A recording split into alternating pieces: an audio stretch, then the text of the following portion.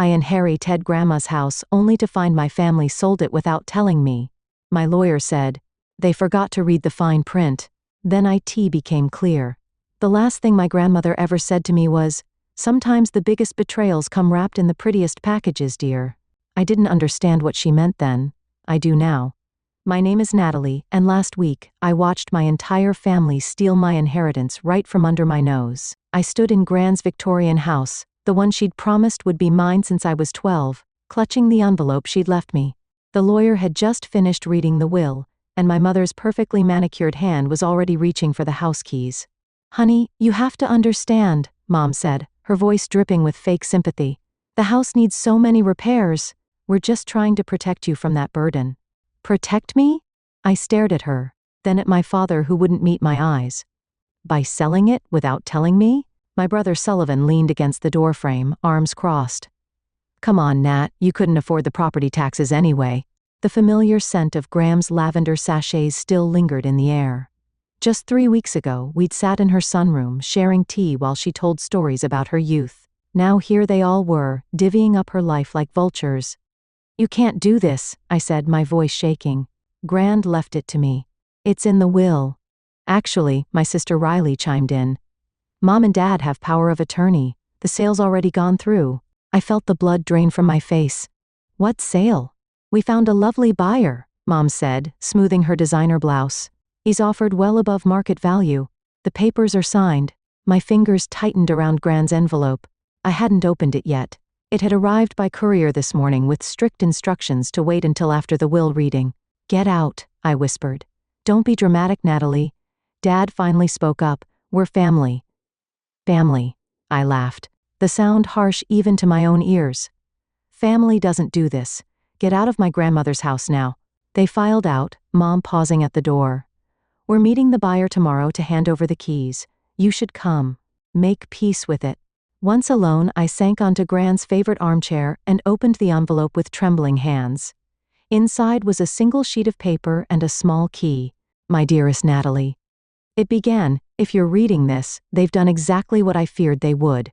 But don't worry, I've left you something they don't know about, something that will help you fight back. Check behind the loose brick in the garden wall, the one with the heart carved into it. I stood up, my heart pounding. Gran had always said the best revenge was served with patience and wisdom. Looks like she'd left me the recipe. The law office of Skylar Martinez smelled like leather and coffee. I placed Gran's documents on her desk. The papers I'd found behind that garden brick had kept me up all night. Well, Skylar said, adjusting her glasses, your grandmother was certainly thorough. Can they really sell the house without my consent? She smiled, the kind of smile that made me sit up straighter. That's the interesting part. Your grandmother added a specific clause to her will 6 months ago. The house can't be sold without your explicit written permission regardless of any power of attorney. But Mom said the sale's already gone through, which means Skylar leaned forward. Someone forged your signature. My hands gripped the armrests. What? Look at this. She pulled out a document. This is supposedly your signature on the sale agreement. But the date she tapped the paper. You were in Seattle that day, correct? Yes, for work. I have flight receipts. Keep them handy. We're gonna need them. Skylar started typing on her computer. The buyer, Edward Jackson, is coming in today. He should know his purchase isn't valid. You really think we can stop this? Stop it, Natalie. We can reverse it, and whoever forged your signature could face serious consequences. My phone buzzed. A text from Riley. Mom's furious you went to a lawyer, says you're betraying the family. I showed Skylar the message. She shook her head. Interesting how they define betrayal. A knock interrupted us. Edward Jackson walked in, looking more worried than a legitimate buyer should. Mr. Jackson, Skylar gestured to a chair. Please join us. I assume this is about the house, he said, glancing at me. Your mother assured me everything was in order. My mother lied, I said flatly, and I never signed those papers. His face paled. What? Skylar slid the documents across her desk. The sale requires Miss Natalie's consent. This signature, it's forged. She was in another state that day. Edward ran a hand through his hair. They told me you'd agreed that you just couldn't be there for the signing. They told you wrong, I said. That house means everything to me. My grandmother, I know, he interrupted. Your mother mentioned you were difficult about letting go. Said you were too emotional about it. Something in his tone made me pause. What else did they tell you? He hesitated, then reached for his briefcase. I think you should see these emails. Your family's been planning this for months. They were quite persistent about rushing the sale. As he laid out printed emails on Skylar's desk, I saw my grandmother's words in my head again. The biggest betrayals come wrapped in the prettiest packages. She'd known. She'd known all along what they would try to do. The emails made me sick. Mom had been shopping the house around to buyers for months while Grand was still alive. Your mother mentioned there might be resistance? Edward said, pointing to one particular message. She said you were too attached to see the financial opportunity. Financial opportunity? I read the email's date. This was sent 2 days after Grand's funeral. Skylar sorted through the papers. Mr. Jackson, would you be willing to make a formal statement about these communications? Yes. He nodded. I should have asked more questions when they insisted on rushing everything through. Something felt off. My phone buzzed again. Sullivan calling. I declined it. There's more, Edward said quietly. Your mother mentioned something about items in the house, valuable things your grandmother had hidden away. I remembered the key from Grand's letter. Hidden where? She wouldn't say. Just that they needed to secure the house quickly before you had a chance to. He trailed off. Before I had a chance to what? Find whatever it is your grandmother left for you. Skylar gathered the emails into a folder. This is excellent evidence of premeditation. Natalie, we should. The office door burst open. Mom stood there, perfectly coiffed as always, with Riley hovering behind her. Natalie, what do you think you're doing? Her voice was steel wrapped in silk. Funny. I was about to ask you the same thing. I held up the forged document. Care to explain this? She barely glanced at it. Edward, we had a deal. A deal based on fraud, he replied, standing up. I'm withdrawing my offer. Mom's composure cracked. You can't do that. We've already allocated the funds. Allocated? I stood too. You mean spent money you didn't have yet? Riley stepped forward. Nat, please. Mom and Dad need this, the business. What about the business? I demanded. Mom shot Riley a warning look. That's enough. Natalie, you're making a terrible mistake. That house is nothing but a burden.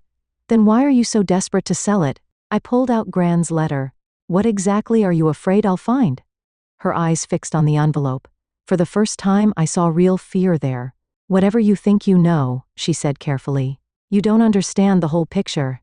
Then explain it to me. What's hidden in that house that's worth forging my signature for? The silence stretched. Finally, Mom turned to leave but paused at the door. Some secrets, she said quietly, should stay buried with the dead. As she left, Skylar picked up her phone. I'm calling in a favor. We need to get into that house tonight before they try anything else. Sullivan cornered me in the parking lot as I left Skylar's office. You're making a huge mistake, he said, blocking my path to my car. Mom and Dad put everything they had into this deal. Everything they had, or everything they stole. He grabbed my arm. Listen to me. The family business is underwater. Dad made some bad investments. I yanked free. So that makes it okay to steal my inheritance? Your inheritance? He laughed bitterly. You were always her favorite. Every Sunday dinner, every holiday, it was always about precious Natalie. That's not true. No? Then why did she leave you the house? Why did she spend hours whispering secrets to you in that stupid sunroom while the rest of us watched from outside? A car door slammed nearby. Riley approached, her heels clicking on the asphalt. They're meeting tonight, she said, not meeting my eyes, at the Riverside Hotel about the house. Sullivan spun around. Riley, shut up. No. She crossed her arms. I'm done lying. Mom and Dad are planning something, Nat, something big. Why are you telling me this? Because, she hesitated. Because I found something in Mom's office. Documents about Grand's estate that don't match what was in the will. Sullivan stepped toward her. You had no right to go through those papers, and you had no right to forge our sister's signature, Riley shot back. I stared at my brother. You forged my signature? He at least had the decency to look ashamed. Mom said it was the only way. We needed the money fast before what? Before the audit, Riley cut in. The business is being investigated for fraud. They needed clean money to cover the tracks. My phone buzzed. Skylar texting. Got the keys? Meet at the house in 30 minutes. I have to go, I said, pushing past Sullivan. Nat, wait, Riley called. The meeting tonight, it's at 8, room 412. They don't know I know, but I heard Mom on the phone. Whatever they're planning, it's happening soon. Sullivan grabbed her arm. You're going to regret this. No. She pulled away. I'm done being part of this mess. Gran wouldn't have wanted this. I looked at my siblings. Sullivan, angry and defensive, Riley finally showing her true colors. Thanks for telling me, Riley. But why now? She smiled sadly. Because Gran once told me that doing the right thing late is better than never doing it at all. As I drove away, I texted Skylar, change of plans. We need to crash a meeting tonight and bring your phone to record everything. The pieces were finally falling into place. Whatever secrets that house held, I had a feeling we'd find them all tonight. Room 412 of the Riverside Hotel had a connecting door to 414, where Skylar and I pressed our ears against the wall. Mom's voice came through clearly thanks to the hotel's thin walls. The audit team arrives Monday, she was saying. If we don't have that money transferred by then, we know Kennedy. Dad interrupted. But Natalie's lawyer is causing problems. Then fix it, Griffin. We didn't spend 30 years building this business to watch it crumble because your mother decided to play favorites from beyond the grave. I started recording on my phone. What about the paintings? A new voice? Edward? You promised there were valuable artworks hidden in the house. There are, Mom snapped. Martha, that conniving mother-in-law of mine. She had a collection. Insurance documents value them at over $2 million. My hand shook. Gran's art collection? She'd always told me they were just prints. And you're sure they're in the house? Edward asked. In the walls, Dad said, behind the wooden panels in the sunroom. That's why we need to move fast. Skylar scribbled on her notepad. Insurance fraud? The audit team will find everything, Mom continued. The fake invoices, the offshore accounts. Martha knew. That's why she changed her will at the end, why she left everything to Natalie. She was protecting the art. Dad sighed, making sure we couldn't get to it. Well, she failed. Mom's voice hardened. Once we get back in that house, a loud crack interrupted her. Riley had entered their room. Mom? Dad? What's going on? Riley, what are you doing here? I followed you. I heard everything. Honey, this doesn't concern you. Doesn't concern me? You're stealing from Gran's estate, from Natalie. We're protecting our family's legacy, Mom insisted. By committing fraud, Riley's voice cracked. By forging signatures and hiding artwork. Your father and I had no choice. The business was failing because you were embezzling money, Riley shouted. Gran figured it out, didn't she? That's why she changed her will. Silence fell. Then Dad spoke quietly. How long have you known? Long enough. I found the real accounts, the ones you hide from the auditors. Gran didn't leave clues just for Natalie. She left them for all of us to see who would do the right thing. Skylar touched my arm, nodding toward the door. We had enough recorded, but I couldn't move, transfixed by my sister's words. I'm calling the police, Riley said firmly. Like hell you are, Mom snarled. Something crashed. Riley screamed, and suddenly, doing the right thing became a lot more urgent than family secrets. I burst through the connecting door just as Mom grabbed Riley's phone and smashed it against the wall. Get your hands off her, I shouted. Everyone froze. Dad stood by the window, pale and shaking. Edward backed toward the door. Mom still had Riley's arm in a death grip. Well, Mom said, eerily calm. The prodigal daughter joins us. Skylar stepped in behind me, her phone clearly recording. I suggest you let her go, Kennedy, unless you'd like assault charges added to the fraud. Mom released Riley, who scrambled to my side. You recorded everything, didn't you? Every word, I confirmed. The fraud, the embezzlement, the art theft, all of it. You don't understand, Dad pleaded. The business was failing. We needed to steal from your own mother. I cut him off. To forge documents and hide evidence. Edward cleared his throat. I think it's time I made a full statement about my involvement. Mom whirled on him. You wouldn't dare. Actually, he pulled out his own phone. I've been recording too. Ever since you first approached me about rushing the sale, something felt wrong, and now I know why. You're all making a terrible mistake, Mom said, but her perfect facade was cracking. Riley touched my arm. The paintings, Nat, they're not just valuable, they're stolen. That's what Gran discovered. What? Dad's been using the business to launder money from art theft for years. Gran found out when she discovered one of her paintings was a forgery. Dad sank into a chair. Martha confronted me 6 months ago, said she had proof. That's when she changed her will, I realized, when she added that clause about my consent. She knew we'd try to sell the house, Mom said bitterly. Knew we'd need to get to those paintings before the audit? Skylar was already on her phone. Yes, Detective. Room 412 at the Riverside. We have multiple confessions recorded. Mom lunged for her, but I stepped between them. It's over, Mom. Gran gave me that house for a reason, to protect her legacy from people like you. People like me? She laughed hysterically. I built this family while she judged us all from her moral high ground. No, Riley said quietly. You destroyed this family. Gran was trying to save us. Police sirens wailed in the distance. Dad buried his face in his hands. Edward moved to block the door. The paintings, I said. Are they still in the house? Mom's silence was answer enough. I turned to Skylar. We need to get there first. She nodded. I'll call for a warrant. As the sirens grew closer, I watched my parents' empire crumble, built on lies, destroyed by truth. Gran would have been proud. The police found the paintings exactly where Dad said they'd be, hidden behind the wooden panels in Gran's sunroom.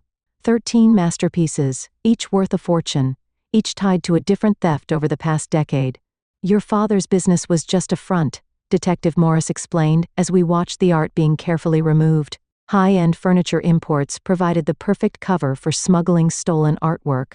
Sullivan showed up as they were loading the last painting. What have you done, Nat? Me? I turned to face him. I'm not the one who turned Gran's house into a storage facility for stolen art. They're going to prison, he said, voice breaking. Our parents are going to prison. Riley stepped forward. They made their choice, Sully. Just like you did when you forged Nat's signature. The detective perked up at that. Is that an admission of forgery? Sullivan's face crumpled. Mom said she promised no one would get hurt, but people did get hurt, I said softly. Gran spent her last months discovering her own son was a criminal.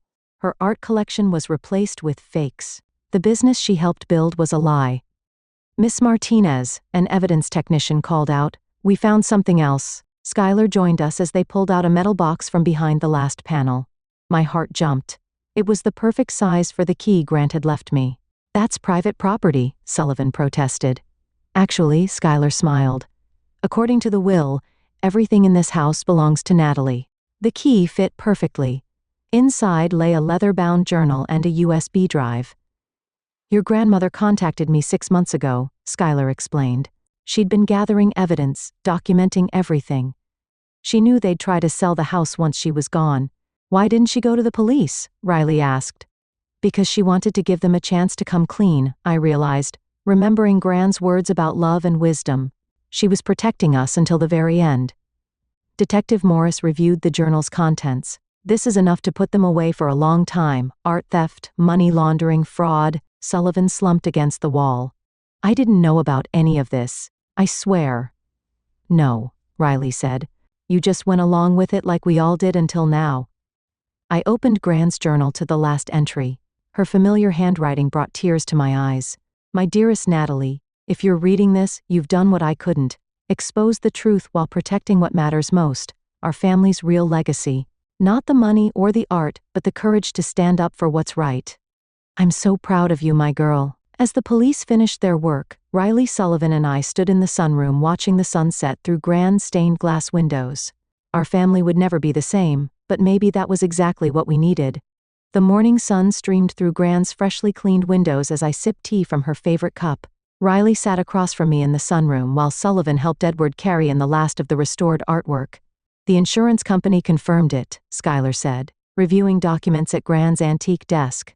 Once they verify the painting's authenticity, the recovery reward alone will be substantial. I don't care about the money, I said. I just want the art back where it belongs.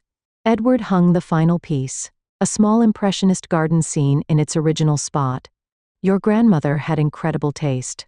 These aren't just valuable, they're beautiful. She always said art should be lived with, not locked away. Riley smiled, running her hand along the frame. Sullivan cleared his throat. Listen, Nat, about everything, I know. I cut him off. You're sorry, but sorry doesn't fix this. No, he agreed. But maybe this will help. He pulled out a stack of papers. I'm testifying against Dad's business partners, all of them. Riley gasped. Sully, those people are dangerous. So is living with guilt. He set the papers down. Gran taught us better than this. The doorbell rang. Edward answered it and returned with Detective Morris. Good news, she announced. Your parents took the plea deal. They'll serve time, but their cooperation means we can take down the entire smuggling network. And the business? Riley asked. Being dissolved, but the legitimate assets will be returned to the estate. The detective smiled. Your grandmother's legacy is safe now. I walked to the garden wall, touching the brick where I'd found Gran's letter. She knew this would happen, all of it. She knew we'd make the right choice eventually, Riley said, joining me. Even if it took some of us longer than others. Sullivan picked up Gran's teacup, studying its delicate pattern. Remember how she used to say, every broken thing has a story, and every story has a lesson? I finished. Edward and Skylar started gathering their things. The house is officially yours now, Skylar said. No more legal hurdles. What will you do with it? Edward asked. I looked around at the art on the walls, the sun catching the stained glass, the garden beyond, at my siblings, broken but healing. Exactly what Gran wanted, I said. Make it a home again, a real one this time. Riley squeezed my hand. Sullivan nodded, understanding. Later, as the evening light painted the sunroom in amber, I found one last note tucked inside Gran's journal. Remember, darling, revenge is sweet, but redemption is sweeter. Some families break to become stronger. Love always, Gran. I closed the journal smiling. She was right as always. The house wasn't just my inheritance. It was my chance to rebuild something better from the ruins of what we'd lost. And this time, we do it right.